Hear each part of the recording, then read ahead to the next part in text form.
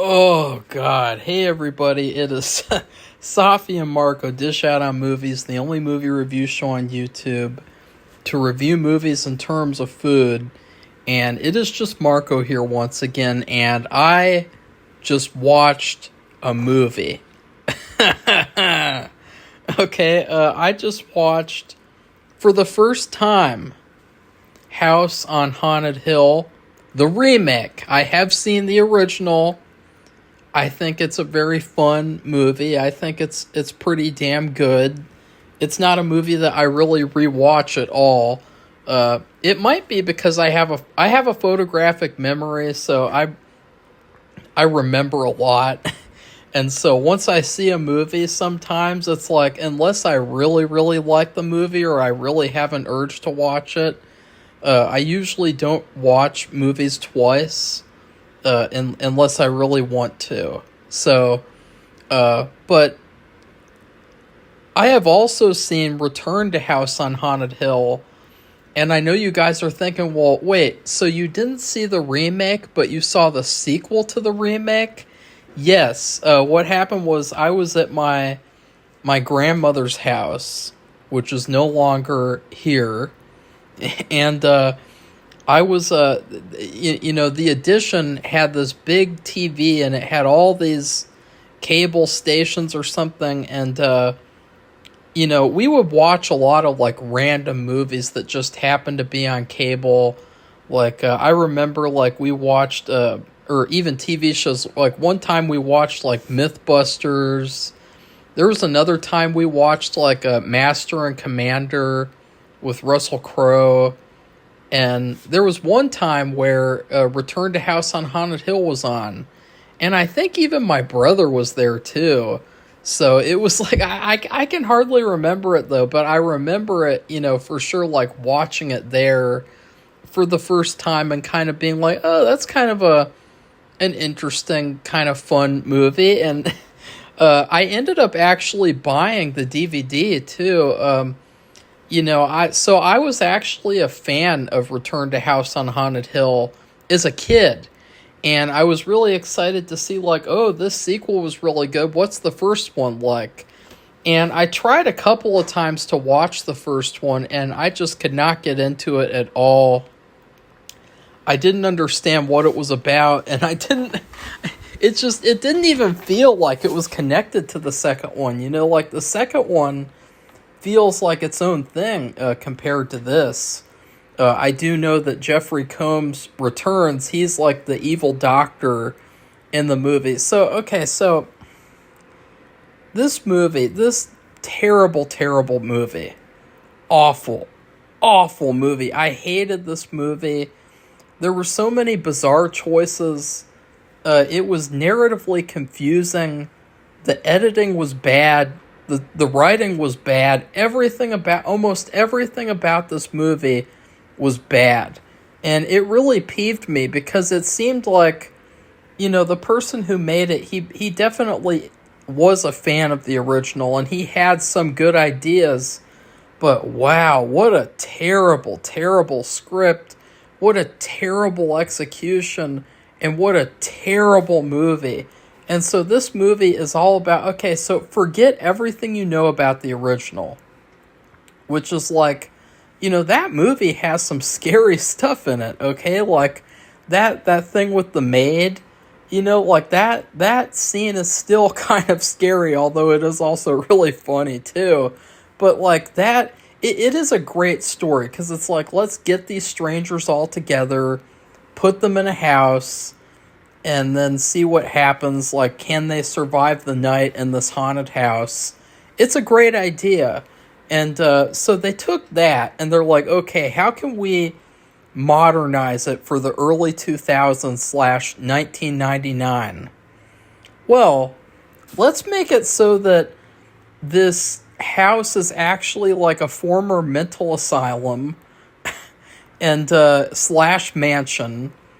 And the guy who owns it is a theme park owner, and he has like this bizarre theme park where it makes you think you're really in danger, but you're not. And there's all these like tricks and, little just things to fool you and make you think things are happening, but they're not. And he owns the house. Or, no, wait. Sorry. If I'm not right about some of the stuff in this movie, I completely apologize because I didn't understand it. Because at another point, Chris Kattan said that it was his house. So I don't understand why he was there. Like, I don't understand this movie, guys. Like, the way that this movie is, they don't tell you anything. They just want you to... It's like a theme park ride, this movie. And that's the thing, is that, like, this movie could have been its own thing, and I would have given it, like, probably a little bit higher of a grade. But this is trying to be like House on Haunted Hill, and it just feels like a theme park ride. And, so basically, it's this mental asylum. You know, you had an evil doctor, you had evil nurses, evil surgeons, whatever, and the patients wanted to escape, and so they did an uprising, and they, unfortunately, the doctor, he pulled a switch that locked them all in there together to doom them all. So the patients are like ghosts now, and they want revenge. That's the story. And they end up inviting all the people related to the doctors to come and stay at this mansion for a night, or this asylum for a night, so that they can trap them in there and kill them. And I'll say this too, that sounds like a good movie. It sounds like a good idea. But the way that it's told, and the way that the story is executed, is terrible. It's so bad. And there's so many things to talk about with this movie. And I feel so bad, too, because I was going to do a Cars commentary. I was so excited to do, like, a Pixar movie commentary. But what happened was I had to cook Father's Day dinner. And I spent like, a couple hours cooking, and then it was already 7 o'clock. And so by then, it would have been ready by 8, and then I had to go in there at 8 to cook. So I couldn't break away today to do like a commentary, unfortunately. But this movie, it deserves a commentary. It deserves like a giant middle finger up the ass, okay? Because I mean, this movie, just where do I even begin? Where do I even begin with a movie like this? I mean, seriously, like, this movie is a disaster. And there are so many people, too. This is what really puzzles me. And I will have to rewatch Return to House on Haunted Hill because, look, I'm not saying that movie is, like, the greatest thing ever. But it was good. It was fun. It had some good things in it, from what I remember. And it felt a lot more like the villains made sense. It didn't feel like in this movie where, spoiler alert, the villain of this movie is not the patients. That's a twist. The villain of this movie is evil. That is literally the villain of the movie, is evil incarnate, this black cloud that forms into people and things. The villain of this movie is a CGI black diarrhea cloud. It's very much like Parallax out of Green Lantern. Ryan Reynolds, also a very bad movie. That's what this villain is. It's like, why is Parallax the villain of House on Haunted Hill? So, yeah, let's get started. I have a couple of notes because I had a lot of trouble even just like understanding this movie. You know, like it just jumped all over the place. And like, so that's what I'm saying is that like there's some people, they say this movie's really good but the sequel's really bad, but like what is so good about this piece of shit movie? I mean, I'm sorry, but God, this movie, it starts off, the first haunted thing that we get in this movie is haunted email. Yes, there is haunted email in this movie. Okay, so Geoffrey Rush, he is the Vincent Price character. His wife wanted him to invite these certain people, and then he's like, no, F you, because, I hate you. And so he invites his own people, but then the computer, the evil cloud goes into the computer, and it invites the people that, are related to the doctors and the people in the medical board, whatever, who ran the asylum. So right off the bat, the movie has haunted email, and there's a lot of things in this movie that just don't make sense. Like, for instance, one of the people that is invited to the house, he is conspiring, and this is another spoiler, but I don't really care because this movie just sucks. This guy is conspiring with Geoffrey's wife. And why did, so it just so happens that he's also related to, people who ran the asylum, too? You guys know what I'm saying? He got invited, too. And if he hadn't got invited, then she would have just been conspiring all by herself, which that's not a conspiracy. That's just, she'd be working alone. There's just so many things that don't make sense about this movie. Movie does a terrible job at setting up the plot. It's very, very, confused and muddled and messy. The original, it starts right off the bat. You got, didn't you have, Vincent Price, his floating head, and he, and he's like, oh, it's a really scary night out, and my house is really haunted, and let's see if these people can survive or something. It's like an iconic movie opening, and it sets up the movie perfectly. You're not left sitting there like, okay, I don't understand what's going on right now. Whereas in this movie, you're just sitting there like, what is even going on? The movie also, strangely enough, it reminds me a lot of Clue. Because there's also a thing that Vincent Price's character does, Geoffrey Rush. He gives all the guests guns. And they supposedly all have blanks in them. And then there's also some business later about, people faking their deaths. Multiple people do this. And so that reminded me a lot of Clue. And so I really think that the person who made this movie, honestly, he should have just made a Clue movie. Because I could have totally seen him making, a good Clue movie with these same actors or something and a similar premise. But, it felt more like a Clue movie than a House on Haunted Hill movie. And, yeah, so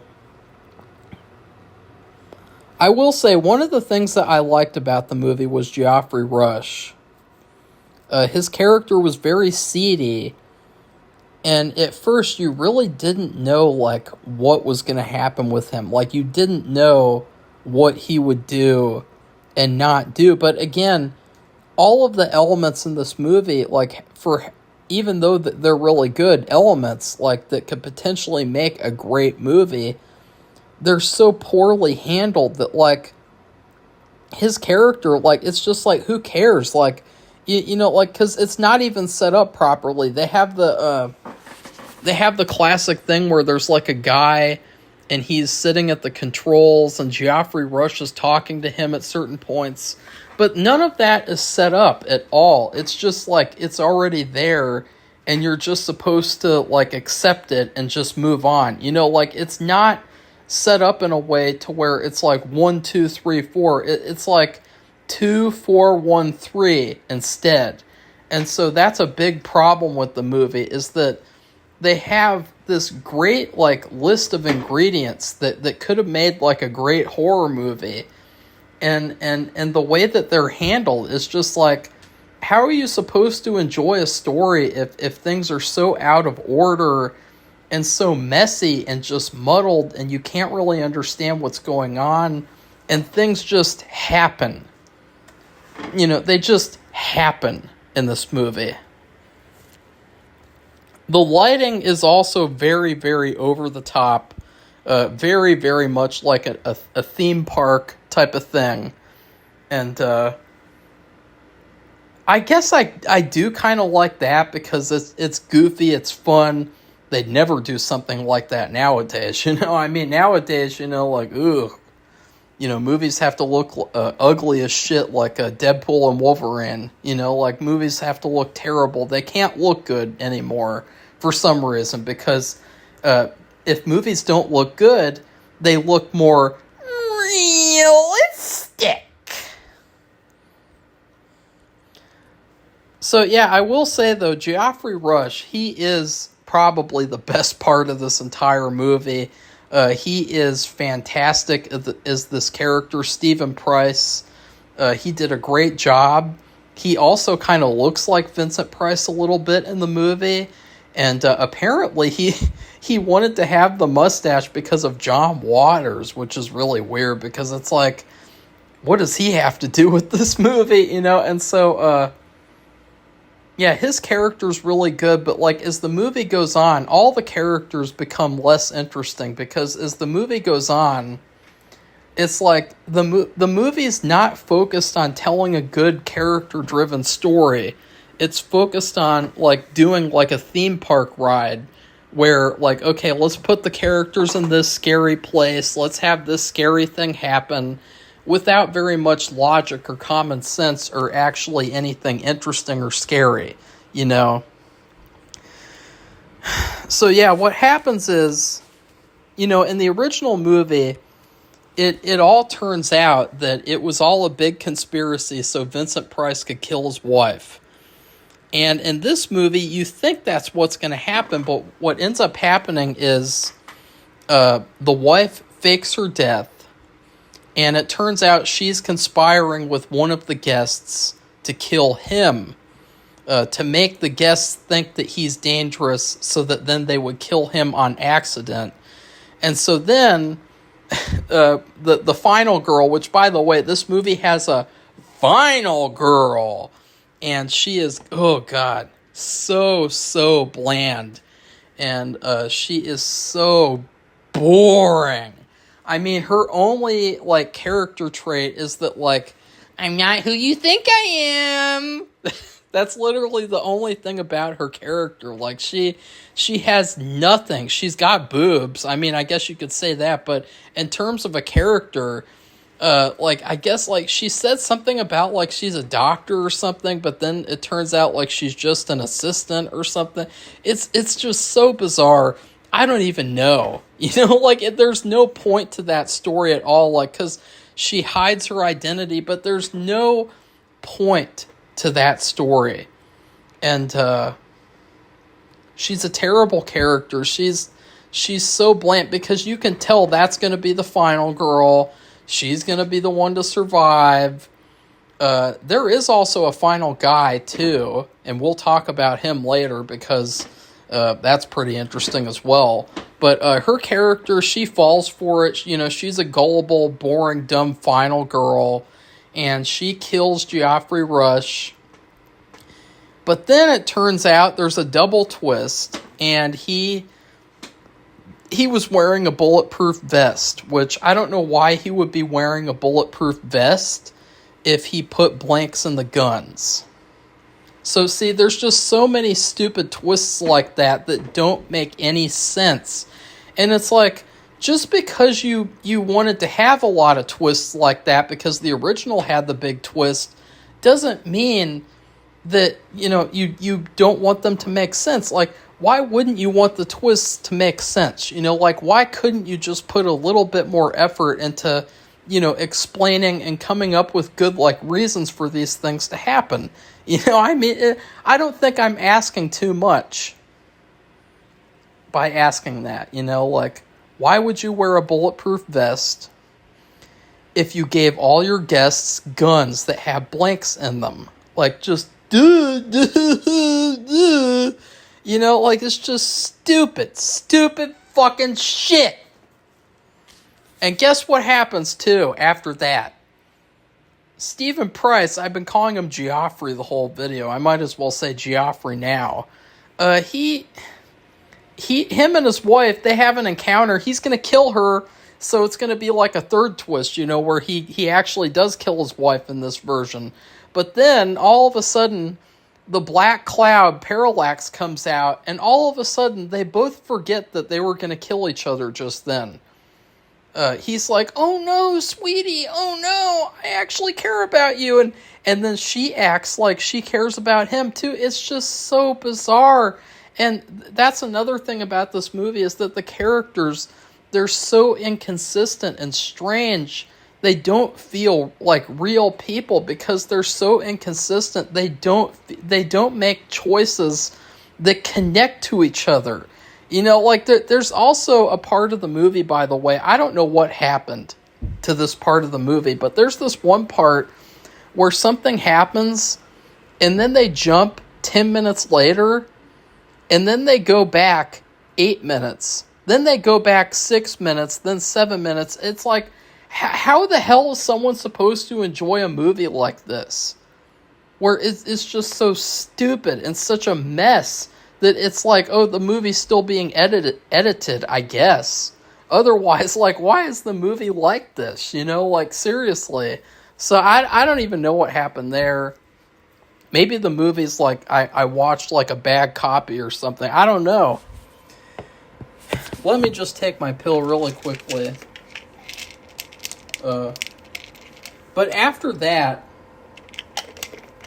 after his wife finally gets killed by Parallax,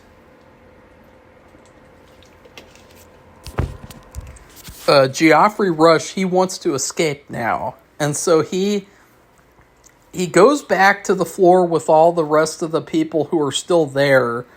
Who you have Chris Kattan, you have the final girl, and you have the final girl's unofficial black boyfriend.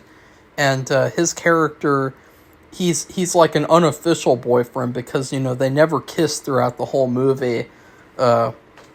Not that I can remember. And so, because none of the characters are really characters, though. That's the thing, is that none of them have anything to them at all. But what I was saying is that he meets back up with the characters, and it's just like the movie's going so fast at this point, like a roller coaster, that they have no moment to even stop and talk about what oh, wait a second, you're alive? And he doesn't even act like the final girl just tried to kill him, she tried to shoot him 1,000,000 times. She unloaded her entire gun on him. And you know what he does when he sees her? He runs up to her and says, "Run! Run from Parallax!" You don't get to... And that's another thing, too, is that, there's no part at the beginning where you get to really know the characters very well. I think another movie to compare this to would be Abigail. Because Abigail had a very similar plot structure where, these characters, they get trapped in a mansion for a whole night, and whoever can survive, they can leave. This very much felt like the bad version of that, because, in that movie, they immediately start off and give you all these little character backgrounds about these people through dialogue, conversation, and a nice little scene. And they don't do that at all in this movie. It's just like, oh, they're here, the characters are here. You got a blonde bimbo. You got a guy with glasses, ×2. You got the final girl. You got a black jock who's he's like a hipster jock who's hey, I'm a former baseball player. And that was another random thing. And so this is that's another thing too, by the way, is remember how I was talking about in Dead End, you had the baseball player jock? This is the second movie now where you've had a jock who was a baseball player. So I just think that's another really strange thing. But they're just look, here are the characters. And then you have what was her name? Phoenix from X-Men. You know, like that actress. I despise that actress. She is the definition of bland and boring. She is better than people like Jennifer Lawrence and Zendaya, but that's not saying much. You know, like this actress, every time she's on screen, I'm like,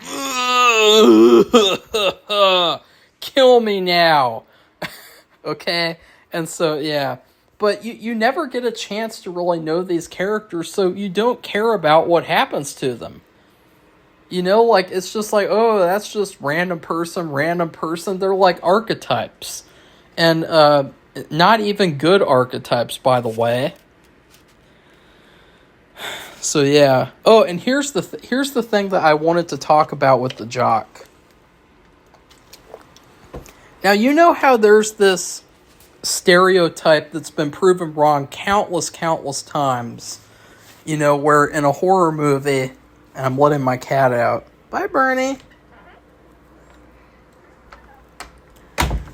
Countless times this has been proven false. But there's this really dated and stupid stereotype where supposedly black people in horror movies die first. It's completely false. You know, I mean, like, there's like literally like one or two movies that I can think of where that happens.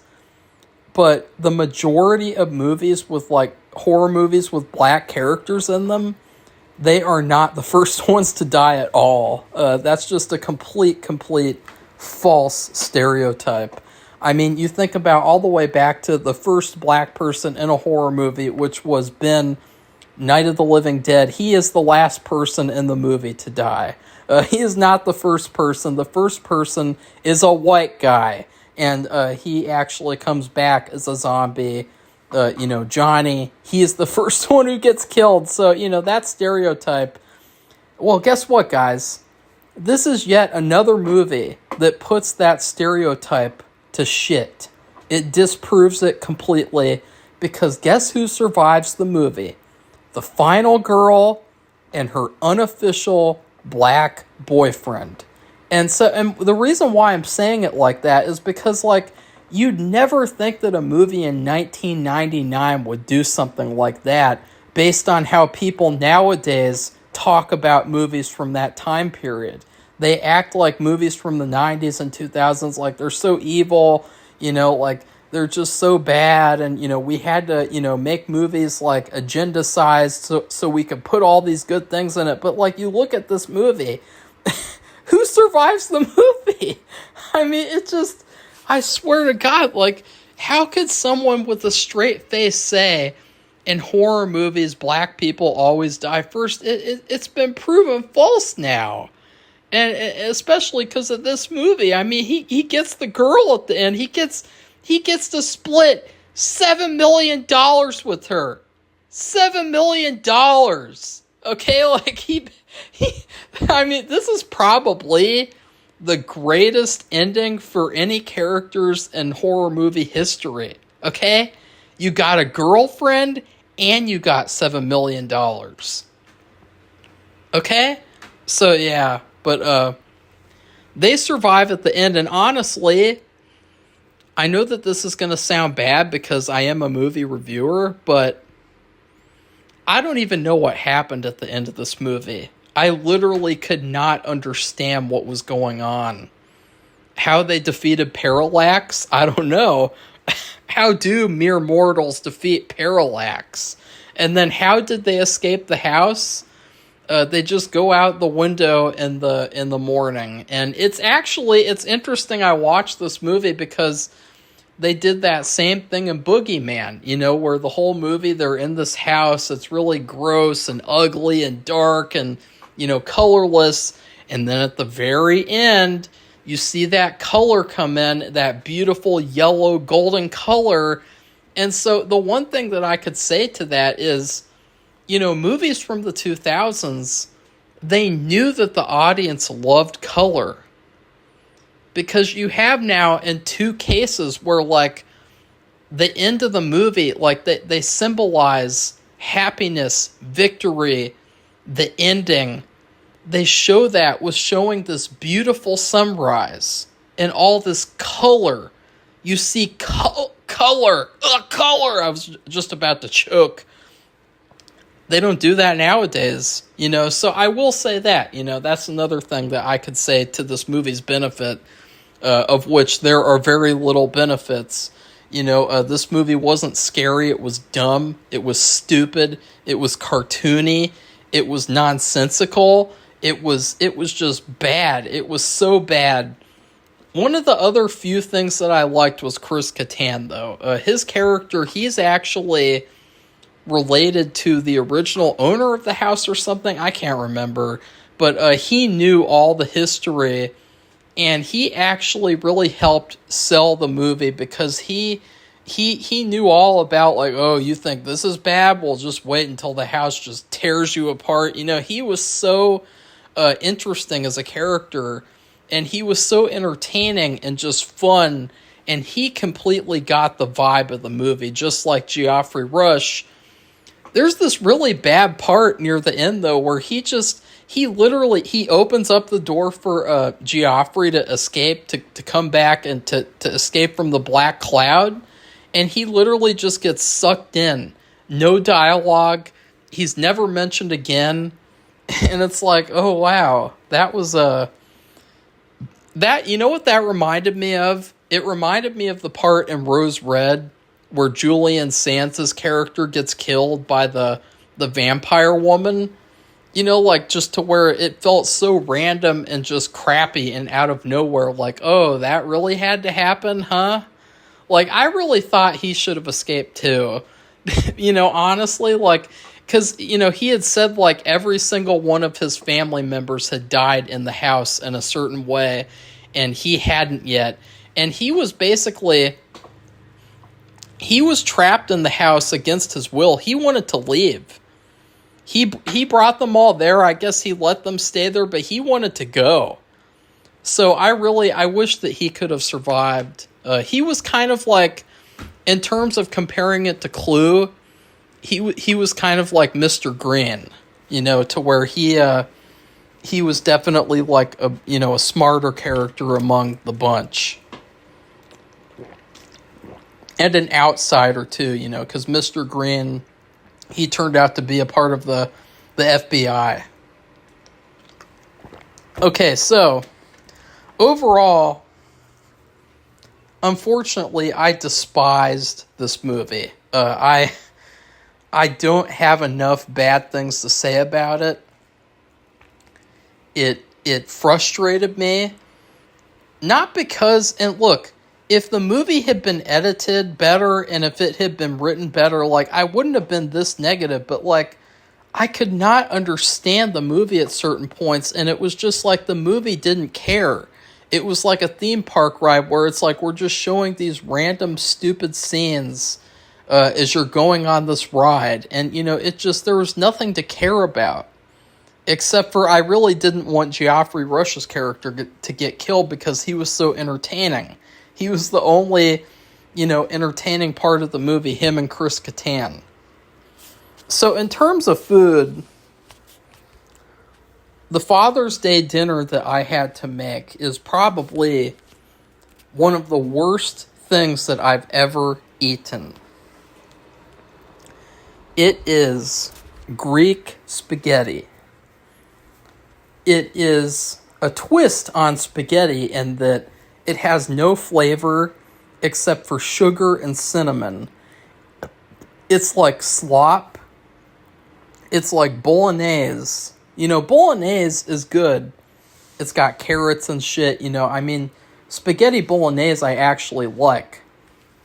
But Greek spaghetti, it's just like, you take all the ingredients of spaghetti and you just put these stupid spices in and you don't put any whole tomatoes in.